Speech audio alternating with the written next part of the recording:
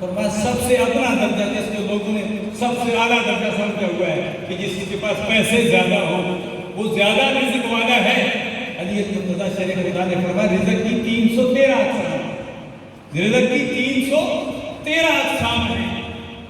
فرمایا جس کے پاس پیسہ زیادہ ہے یہ رزق کی سب سے نچلا درجہ ہے، سب سے چھوٹا درجہ ہے، اور سب سے اوپر والا درجہ کیا ہے؟ رزق کے متعلق یہ رزق کا سب سے پہلا اور رزق کا سب سے اوپر والا درجہ یہ ہے جو حضرت موسیٰ کلیم اللہ نے بھی رب ذوالجلال سے مانگا تھا، یا اللہ صحت دیجیے۔ صحت یہ بھی رزق ہے، تو رب سے صحت مانگا گیا۔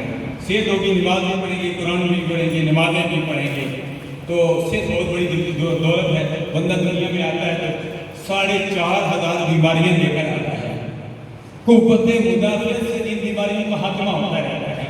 سب سے بڑی قوت مدافعت حافظ محمد رمضان سرورتی صاحب بڑے محبت بڑے انداز میں سرکار کی بارگاہ میں عقیدت کے پھول نشاور کریں گے۔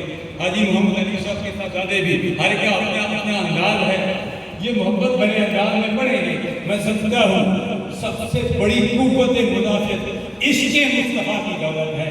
اللہ تبارک و تعالیٰ ہم سب کے دلوں کو عشق مصطفیٰ کی دولت سے مالا مال فرمائے۔ عشق مصطفیٰ کی دولت ہوگی بیماریاں بھی دور چلی جائیں گی۔